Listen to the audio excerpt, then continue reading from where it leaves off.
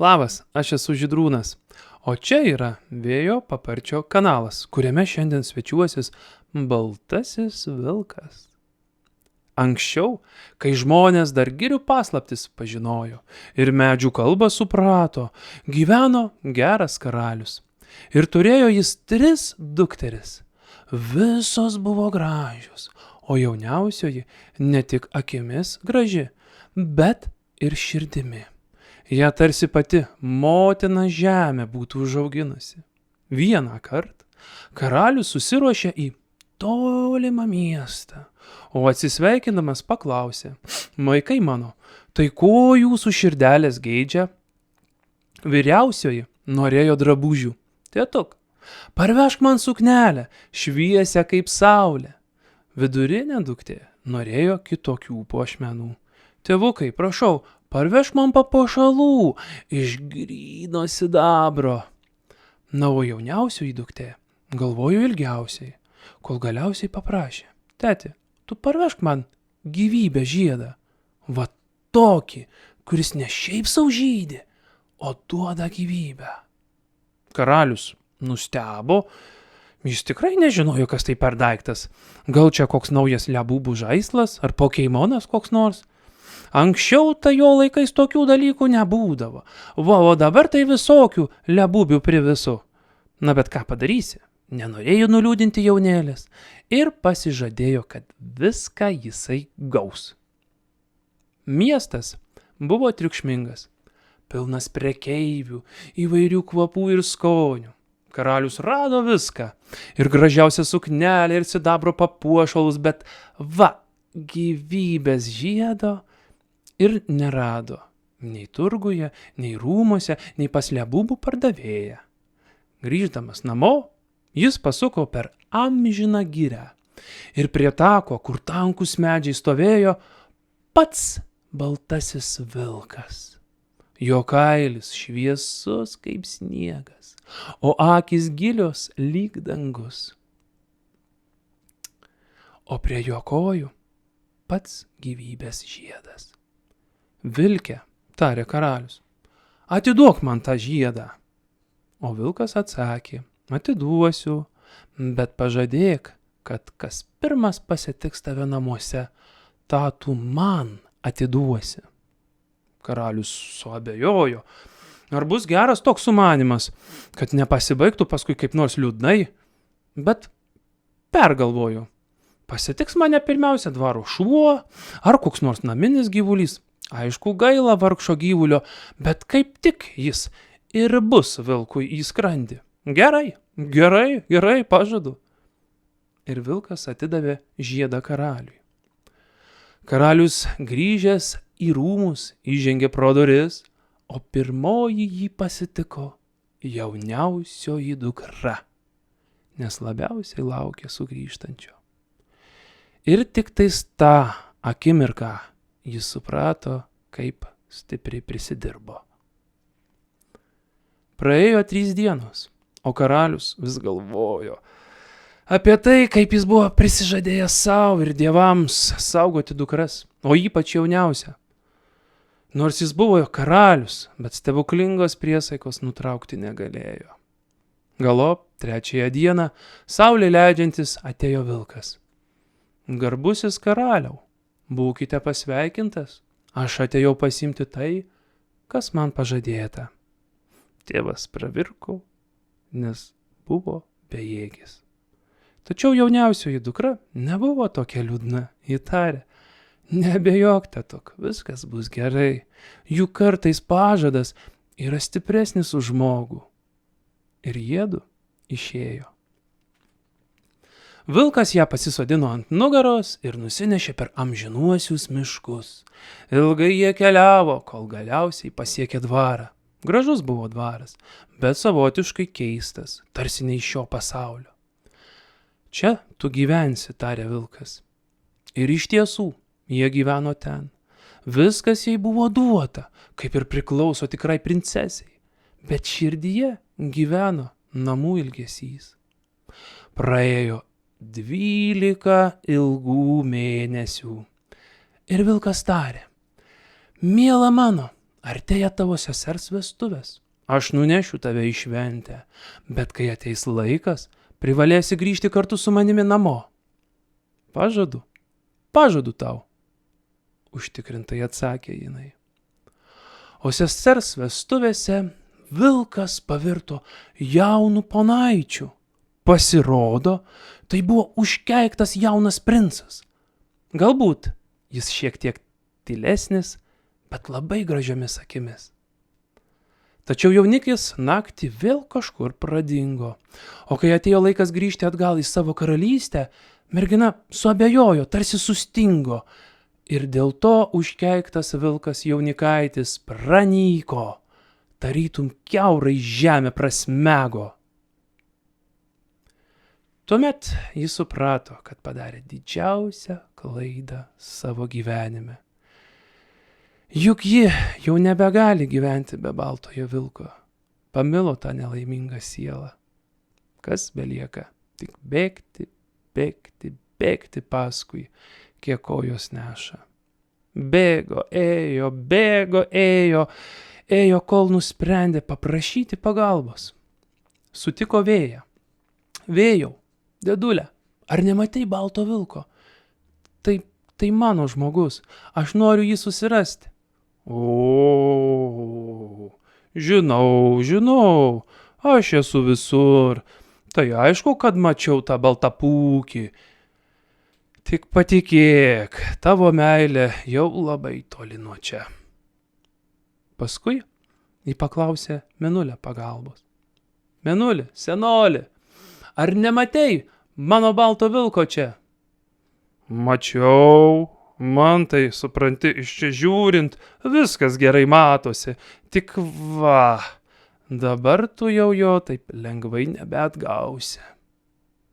Galiausiai jis sutiko pačią saulę ir paklausė, ką jos vilkas dabar daro. Aš žinau, ką jis daro, aš aiškiai matau. Jis rengiasi vesti kitą moterį. O tu, dukryt, turi pasiekti stiklo kalną, tik tuomet pamatysi mylimą. Keliavo mūsų draugė dieną ir naktį, kol pasiekė kalną, spindinti kaip ledas. Mergina bandė kopti, bet slydo, vėl bandė kopti ir vėl slydo.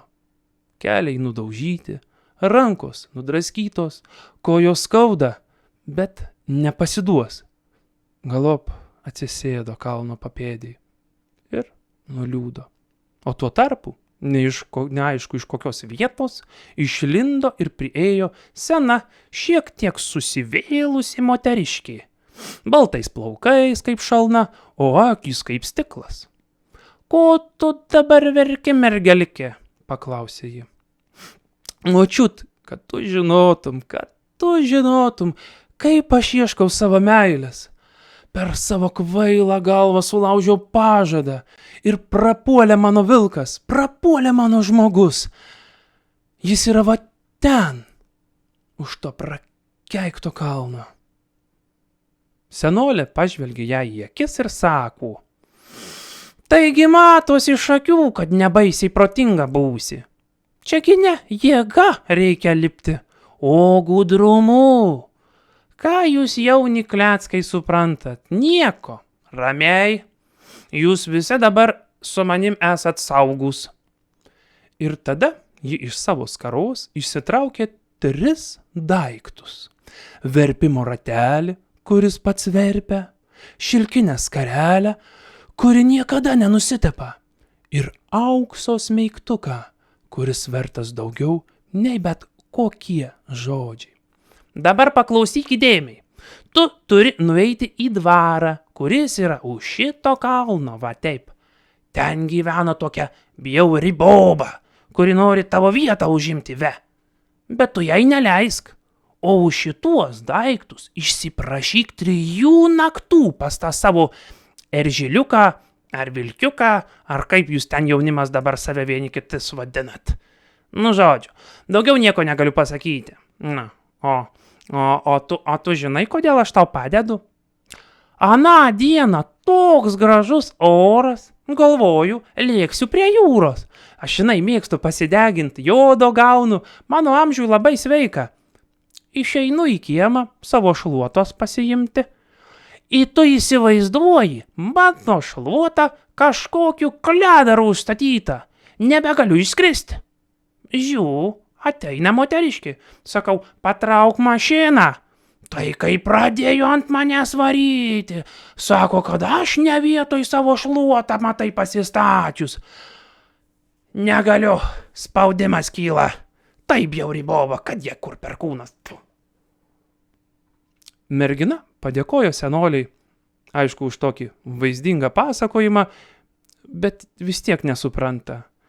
Tai o kaip užkopti man į tą ledo kalną? Senolė tada nusišypsojo ir sako, kai žmogus žino, kur eina, kelias pats atsiranda. Va. Tik ne kelias prie jūros. Nes matai, man toli labai reikia būtinai su šluota skristi, čia visai skirtingi dalykai.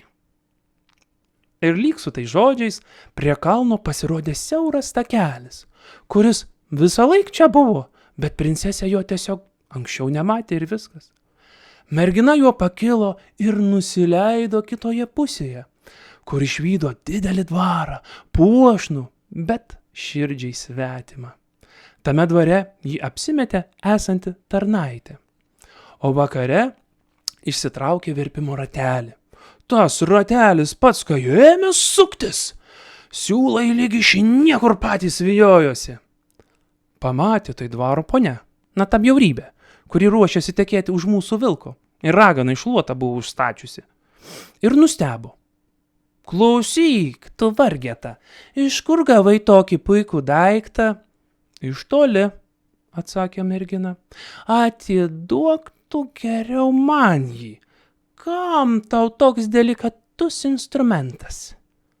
Gerai, atiduosiu, bet jei leisi vieną naktį pasimatyti su būsimu vyru. Ponia nusiraukė, nusibuvo, bet paskui pagalvojo, o koks skirtumas, ką tokia prasčiokė galėtų kalbėti su princu.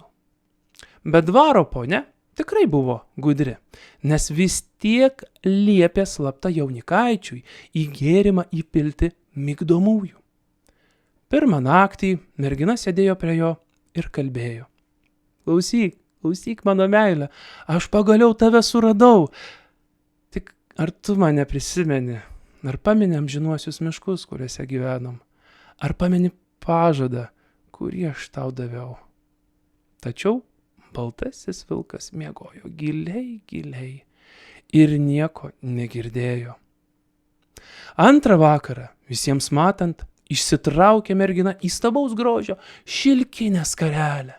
Ir vėl tą bobą prisistatė. Klausyk, atiduok man tą skarelę. Jinai turbūt vienetinė, rankų darbo, tokie daiktai ne ubago rankom čiupinėti. Mergina sutiko. Gerai, bet leis dar vieną naktį pamatyti jaunikaitį. Kaip ir aną naktį, dvaro ponia vėl jam į gėrimą įmaišė užmaršties eliksyro. Jis ir vėl nieko negirdėjo. Trečiąjį vakarą mergina išsitraukė aukso smeigtuką. Tokį, kokio visame pasaulyje nė su žiburiu nerasi.